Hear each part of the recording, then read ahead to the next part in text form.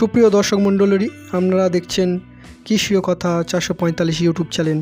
আমি দেখাবো আজকের যে অক্টোবর এবং নভেম্বর মাসে কী কী সবজি চাষ করবেন এবং কয়েকটি ফসল চাষ করে কিভাবে অতি লাভবান হওয়া যায় সেসব বিষয়ে আজকে আলোচনা করব। তা বলুন বন্ধুরা, চলুন দেখে নেওয়া যাক কী কী সবজির আমরা চাষ করব। প্রথম যে সবজিটি চাষের কথা বলবো সেটি হলো লাউ চাষ। এটি একটি কমন চাষ, 12 মাস আপনারা করতেই পারেন। এই লাউ চাষ অত্যন্ত লাভজনক। এটি এই সময় যদি ঘরোয়া বীজ বপন করেন তাহলে শীতের শেষে লাউ পাবেন, যেটি অত্যন্ত দামে বিক্রি হবে। আর যদি F1 হাইব্রিড বীজ বোনেন তাহলে এখনই মাস খানেকের মধ্যে আপনারা ফলন পেয়ে যাবেন। এটি একটি লাভবান চাষ। তার পরবর্তী যে চাষ সেটি হলো কুমড়ো চাষ। আপনারা এই কুমড়ো চাষ করতে পারেন ঘরোয়া বীজ অথবা F1 হাইব্রিড বীজ, যে কোনো বীজ বুনতে পারেন। তার মধ্যে স্ক্রিনে ওটা যেসব বীজ দেখতে পাচ্ছেন এই বীজগুলি আপনারা বাংলাদেশে পেয়ে যাবেন, এইগুলিও বুনতে পারেন। এর পরবর্তী যে চাষ সম্পর্কে আলোচনা করব সেটি হলো টমেটো চাষ। আমি অনেক দিন আগেই বলেছি টমেটোর বীজতলা তৈরি করতে, আগের মাসে।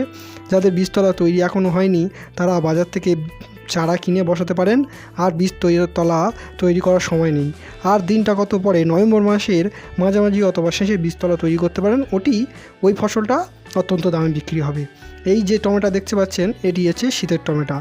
এটা আর কিছুদিন পরে ধরবে। এরপরে যে চাষটি এটি বেগুন চাষ। বেগুন চাষের আপনারা বীজতলা তৈরি করতে পারেন অথবা বীজ রোপণ করতে পারেন অথবা চারাও কিনে এনে রোপণ করতে পারেন। যেটি ইচ্ছা সেটি করবেন। চৈত্রী, গ্রিন বল, যে কোনো ইচ্ছা, লুনা, যেটি পারবেন সেটি, হাইব্রিড F1 যে কোনো বীজ আপনারা বুনতে পারেন। খুব ভালো কোয়ালিটির বীজ বুনলে বেগুনের দাম অত্যন্ত বেশি। এবছর আপনারা বেগুনের চাষ করতে পারেন। এর পরবর্তী যে চাষ সেটি হল লঙ্কা চাষ। লঙ্কা চাষ 12 মাস করা সম্ভব। আপনারা এই সময়ে শীতকালীন লঙ্কা চাষ করতে পারেন।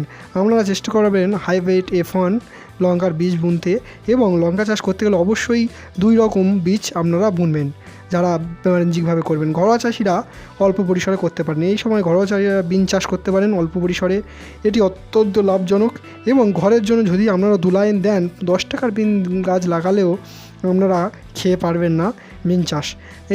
একটি ধাপে ধাপে এটি চাষ করবেন যাতে 12 মাস পাওয়া যায়। এরপরে শীতকালে যেটি সবথেকে গুরুত্বপূর্ণ সবজির মধ্যে পড়ে সেটি হলো ধনেপাতা চাষ। আপনারা এই সময় ধনেপাতা চাষ করতে পারেন। ধনেপাতা অত্যন্ত লাভজনক চাষ।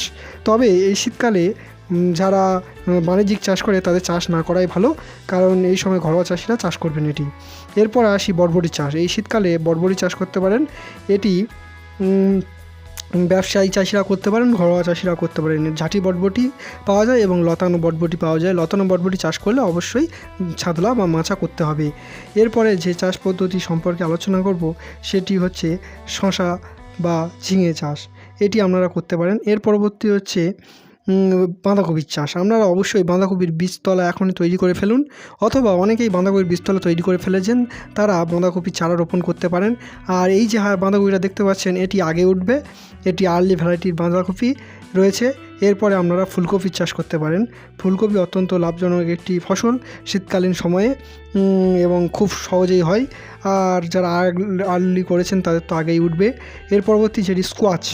এই স্কোয়াচ একটি পাহাড়ি অঞ্চলের ফসল, কিন্তু এটি 2-3 রকম কালারে পাওয়া যায়। এটি হচ্ছে সবুজ, এছাড়াও হলুদ রয়েছে, আরও নানা রকম কালার এখন বর্তমানে বেরোয়েছে, সেগুলো করতে পারেন। এর পরবর্তীকালে যেটি দেখতে পাচ্ছেন এটি একটি লঙ্কা।